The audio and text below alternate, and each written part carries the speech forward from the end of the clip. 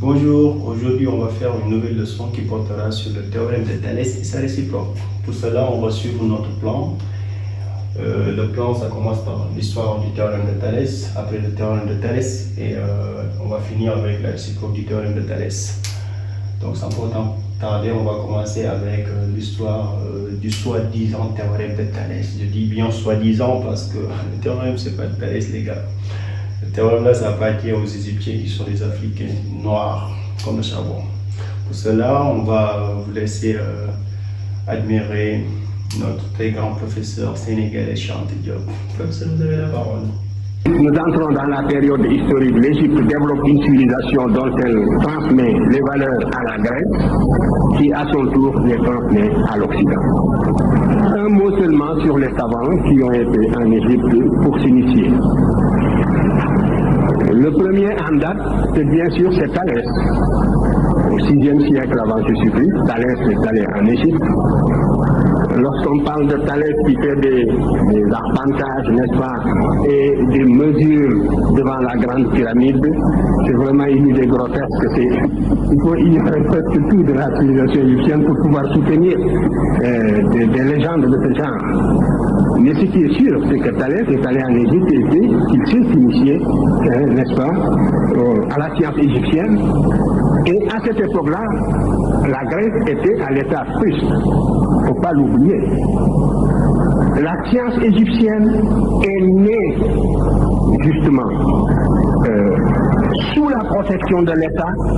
Elle s'est développée au service de l'État parce qu'elle était indispensable pour la maîtrise de la nature dans la vallée du Nil. Donc la science était une tradition africaine, égyptienne. Par contre, toute la tradition grecque s'opposait à l'innovation, il ne faut pas l'oublier. Pythagore, Socrate est mort en buvant la civie, et vous savez qu'on l'avait soupçonné tout simplement de s'écarter de la morale de la cité et d'adopter donc des idées universalistes qui risquaient de taper les bases institutionnelles de la cité grecque. La Grèce, même celle de Platon, n'a jamais dépassé le cadre d'une cité. L'Égypte avait créé, l'Afrique avait créé pour la première fois un État territoire groupant plusieurs cités, avec des institutions particulières, avec une toute autre philosophie politique, qui s'oppose point par point à l'individualisme septentrional hérité de cette pré-asiatique. Donc, c'est Thalès qui va d'abord en Égypte, qui s'instruit de la mathématique égyptienne et qui a introduit la géométrie en Grèce. Mais la science était une nouveauté en Grèce qui n'était pas acceptée, qui par conséquent devait conquérir le droit de citer par la force. Tout le potentiel laïque et rationnel de la société grecque se trouvait chez la plèbe. Et c'est avec la montée des plèbes que la société grecque s'est laïcisée dans les conditions que l'on sait, sur lesquelles je ne peux pas m'étendre. Mais tout ceci pour dire donc qu'il y avait antinomie entre structure sociale grecque traditionnelle et science ou philosophie. Par contre, la science et la philosophie, c'est en Égypte qu'elle fleurissait, et en particulier la science. Et c'est en Égypte qu'il fallait aller la chercher. C'est la raison pour laquelle, donc, Thalès y est allé. Il a introduit la géométrie en Grèce à son retour. C'est ce que nous enseignent tous ses biographes.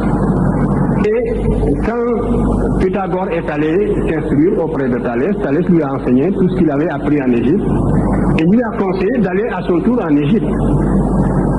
Pythagore était recommandé du tyran de Samos à l'époque et il est venu, c'était sous Amasis, le pharaon d'Égypte, qu'il a envoyé à Thèbes, à Héliopolis d'abord. Et les prêtres d'Héliopolis lui ont dit qu'ils ne sont pas versés dans les sciences, il faut aller à Memphis Il va à Memphis, le prêtre de Memphis le renvoie à Thèbes. Vous voyez, l'Égyptien n'était pas chaud pour divulguer la science. Il y avait plusieurs niveaux d'initiation. Et malheureusement, vous voyez, une civilisation qui se perd, n'est-ce pas, recèle, si vous voulez, les éléments fossoyeurs même, ses propres éléments fossoyeurs, mais on ne s'en rend pas compte. Et cet esprit initiatique a perdu l'Égypte parce que l'Égypte était une civilisation élitiste. Alors Pythagore va à Thèbes pour se faire initier, et là-bas aussi, on ne le reçoit pas, on le renvoie. On lui fait faire des travaux rébarbatifs qui ne servent à rien, creuser des trous, voilà. Et puis après, on lui dit de remplir. Et il s'est prêté de bonne grâce à toutes ces brimades. Et finalement, les prêtres égyptiens l'ont pris en sympathie et ont décidé de l'initier. Voilà donc comment Pythagore a fini par vaincre la résistance égyptienne. Et ils l'ont rasé. Donc il y a tout un requiem auquel il s'est soumis. Et il a été initié. Et il est resté pendant 20 ans, 22 ans en Égypte. On ne reste pas dans un pays pendant 22 ans pour apprendre des recettes. Donc, le théorème dit de Pythagore, l'Égyptien le connaissait, c'est un des problèmes, c'est le problème numéro 6 du papyrus de Moscou. Je n'ai pas le temps de m'étendre sur tout cela. Dans la duplication du carré, il fallait absolument aboutir également au théorème, justement, de Pythagore. Et les Égyptiens ont défini une longueur qui permet de construire un carré double et qui est égal à A racine de 2, le nombre irrationnel par excellence. Par conséquent, le double, la définition d'une longueur qui s'appelle le double Remel et qui consiste précisément à réaliser la duplication du carré, cette seule définition d'une longueur dans la géométrie égyptienne, impliquant la connaissance à la fois de du côté et multiplié par racine de 2 pour avoir précisément la diagonale qui donne le côté du carré double, montre à n'en pas douter que l'Égyptien connaissait ce théorème et qu'il le démontrait sans chiffres, effectivement, et tant d'autres choses. Et par voie de conséquence aussi, les nombres irrationnels que l'on a attribués à Pythagore. Ainsi donc, c'est comme ça que Pythagore est resté si longtemps en Égypte pour s'instruire. Et les Égyptiens ont souvent dit, souvent Diodore l'a relaté, que les Grecs, une fois rentrés chez eux, s'attribuent toutes les sciences qu'ils ont apprises en Égypte. Ce n'était pas un secret. Mais parmi tous les Grecs qu'ils ont initiés, c'est Pythagore qu'ils aimaient le plus parce que c'est Pythagore qui avait gardé dans son enseignement l'aspect symbolique de l'enseignement égyptien. Les Égyptiens étaient extrêmement symboliques dans la transmission de leur science et Pythagore avait gardé cet aspect. Nous avons retrouvé les signes pré-algébriques qu'utilisait Pythagore, et en tout cas les pythagoriciens, que Pythagore n'a pas écrit, ses écrits n'ont pas survécu. Mais les pythagoriciens de Croton, n'est-ce pas, on a retrouvé les signes pré-algébriques qu'ils utilisaient et qui sont des signes hiéroglyphiques égyptiens qui montrent à n'en pas douter également, n'est-ce pas, l'influence de l'Égypte sur la science grecque. Alors, tout cela, de la même façon, montre que la Grèce est allée s'initier en Égypte. Et mieux, même les savants qui n'avaient pas fait le voyage, souvent l'inventaient. C'est dire aussi que les Grecs ne se mettaient pas sur le même plan que l'Égypte. Et même vaincu, l'Égypte restait l'institutrice de toutes les vieilles jeunes civilisations montantes de la Méditerranée septentrionale. Et les Latins, qui avaient moins de contact avec les Égyptiens, n'ont rien apporté aux sciences exactes. Voilà aussi une contre-preuve. Les Latins étaient de grands bâtisseurs, une certaine architecture qui ne faisait que reprendre les formules, la section d'or que l'Égypte avait déjà connue depuis 2778 et tant d'autres. Mais aux sciences exactes, les Latins n'ont rien apporté. À la morale et un peu à la philosophie avec Lucrèce. C'est vrai. Mais là aussi, nous retrouvons les éléments même de la philosophie héliopolitaine, mais sûrement repensés, assimilés, n'est-ce pas, et rendus dans l'esprit grec. Ça, c'est un véritable apport grec, c'est en fait que le matérialisme de l'Antiquité, de Leucippe, n'est-ce pas, à Démocrite, n'est-ce pas, et jusqu'à Lucrèce, c'est en fait. Mais si vous prenez les sciences exactes, les athées n'ont pratiquement rien apporté.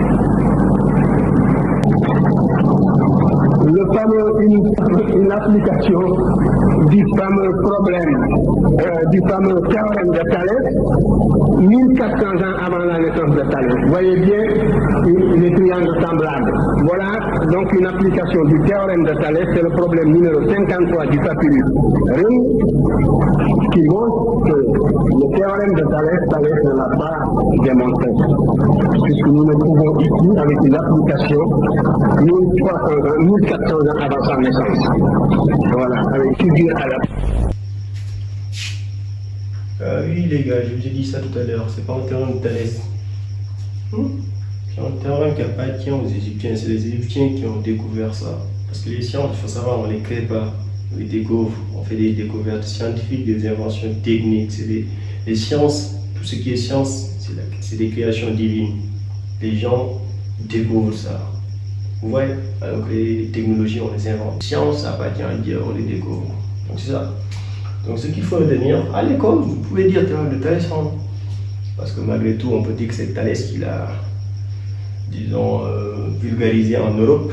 Et après, les Européens, quand ils sont venus en Afrique, quand ils sont revenus en Afrique pour nous coloniser, vous connaissez l'histoire avec le découpage de l'Afrique, tout ça, la colonisation, ils ont dit que ouais, comme c'est Thalès qui les a appelés ça, c'est normal qu'ils nous disent que c'est Thalès. Mais en réalité, c'est pas Thalès. Donc c'est ça, pour l'histoire. Si vous voulez continuer à faire des recherches là-dessus, vous pouvez cliquer sur ce lien. Il y a la vidéo de Jean Diop où il explique tout, de A à Z. Vous pouvez suivre ça. Maintenant, nous, on va connaître avec le théorème de Thalès. Théorème... On va dire Thalès. Ok, il n'y a pas de problème. Théorème de Thalès. Maintenant, pour ça, on va vous lire le théorème. Et après, on vous l'explique. On vous dit ici, soit deux droites AB et AC séquentes en A. Soit M un point de la droite AB. Soit N un point de la droite AC. Si les droites BC et MN sont parallèles, alors les triangles AMN et ABC ont leur côté associé proportionnel. D'où AM sur AB égale AN sur AC égale MN sur BC. Maintenant ici, il faut savoir qu'on a trois cas. On distingue trois cas de figure. On les appelle configuration de Thalès. M appartient à AB. Là, c'est le segment AB. Après, M appartient aux demi-droites AB, soit M n'appartient pas au segment AB. Après, pour l'autre côté, on a nœud de papillon. Nœud de papillon, on dit nœud de papillon parce que, par exemple, ici, si vous regardez, papillon, on peut dire que c'est comme ça.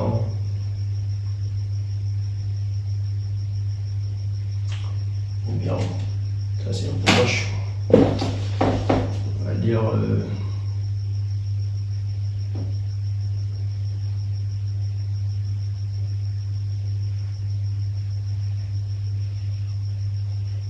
papillon, on peut dire que c'est à peu près comme ça, quoi. Et maintenant, il y a la tête, tout ça.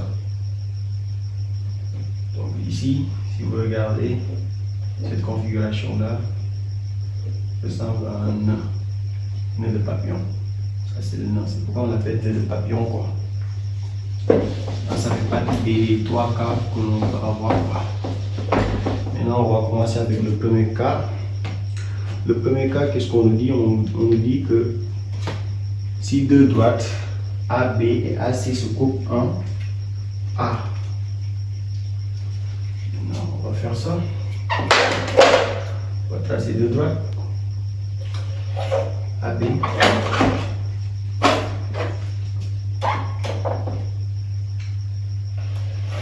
Et AC. Maintenant, on va noter ici A. On va marquer quelque part ici. On va le marquer là. On va faire le premier cas. Là, on va faire B. Là, on fait C. Maintenant, on nous dit soit A appartient à AB. Non, M plutôt. M appartient à AB. On va faire le premier cas. Au segment AB. Segment AB, le segment ça commence par là. ça s'arrête par là. Donc AB. C'est pas une droite est illimitée, mais un segment c'est limité. Donc ça commence de A vers B. Ou de B vers A. Donc c'est ça, BA, AB. Maintenant, on dit aussi N appartient à AC, au segment AC toujours. Et on dit encore si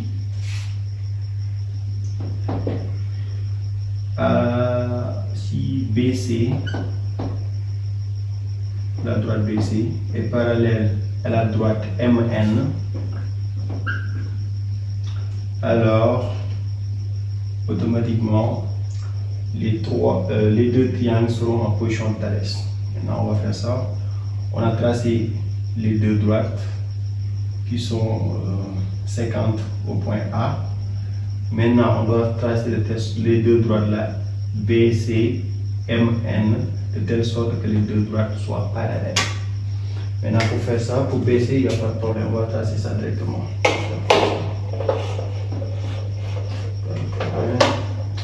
On trace le BC facilement.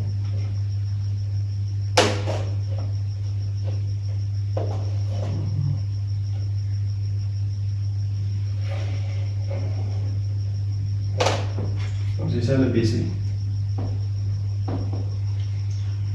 Maintenant, il faudra qu'on trace MN. On nous a dit M appartient à AB et N appartient à AC segment. Maintenant, pour ça, il nous faudra la règle de Legger.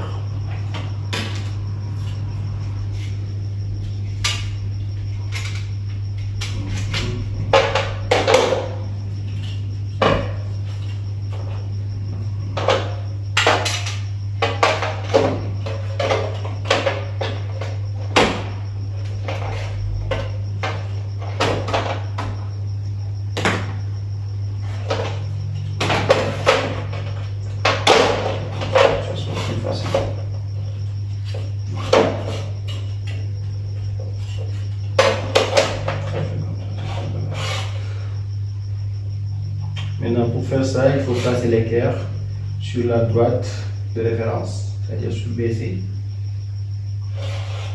On fixe ça, on colle ça avec la règle et on glisse l'équerre jusqu'à ce qu'on arrive là où on veut.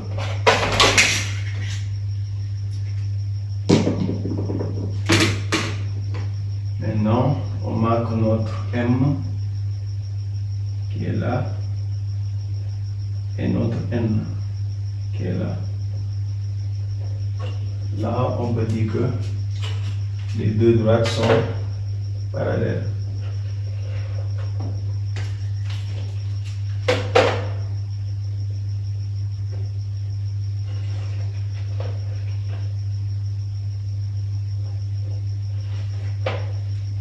Là, on va dire M et N.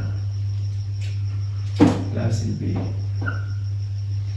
Donc ici, il faut savoir que, je récapitule, on a dit que AB et AC sont des droites.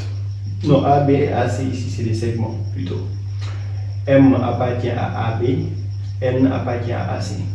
AB aussi, ça peut être une droite, on peut prolonger ça. Mais M, ça appartient au segment AB. N appartient au segment AC. Parce que si on dit M appartient à la droite AB, ça veut dire que vous pouvez mettre ici le M, ou bien vous pouvez mettre ici le M.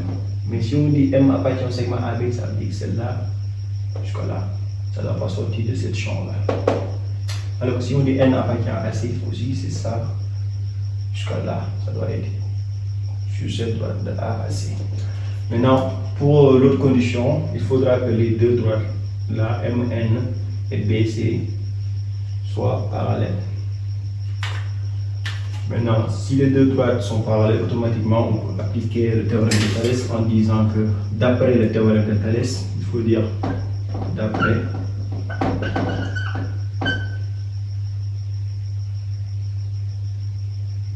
le théorème de Thalès.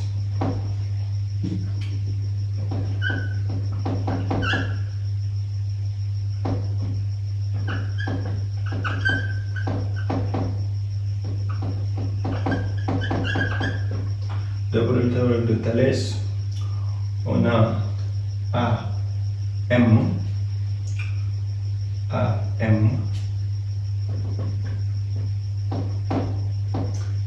sur AB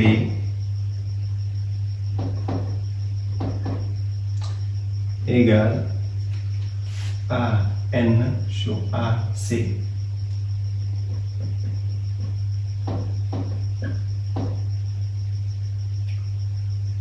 égale BC sur MN. Donc là, on a dit AM. Donc vous avez dit MN sur BC. Le plus petit sur le plus grand. MN sur BC. C'est ça le théorème de Thalès. Et c'est fini. Maintenant, on va faire la réciproque du théorème de Thalès. Qu'est-ce que nous dit la réciproque du théorème de Thalès? Je vais vous lire ça. Soit deux droites, AB et AC, 50 en A. C'est-à-dire, cette droite-là et cette droite-là sont 50 en A. Soit M au point de la droite AB, M est là. Soit N au point de la droite AC, N est là. Si le point ABM d'une part et les points ACN d'autre part, ANB, ANC d'autre part sont dans le même ordre, et si AM sur AB égale AN sur AC, c'est-à-dire AM sur AB égale AN sur AC, automatiquement on te dit BC et MN sont parallèles. C'est ça la réciproque du théorème de Thalès. C'est aussi facile qu'il en a l'air. Donc là on peut dire, si vous calculez, par exemple vous prenez AM divisé par AB, AM sur AB, vous constatez que ça donne AN divisé par AC, c'est-à-dire AN divisé par AC, qui donne une valeur qui peut être 1, ça peut être 3, 4, 5, etc. Maintenant, automatiquement, vous pouvez dire que MN est parallèle à BC. Et c'est ça la réciproque du théorème de Thalès. Maintenant, l'importance de la réciproque du théorème de Thalès, il faut savoir qu'on l'utilise seulement pour montrer que deux droites sont parallèles. Alors que le théorème de Thalès, on l'utilise pour calculer les distances. Ça, il faut le retenir. Donc, je vous écris ça ici. Théorème de Thalès, c'est-à-dire là, théorème de Thalès, on l'utilise pour faire calcul de distance. Calcul de distance.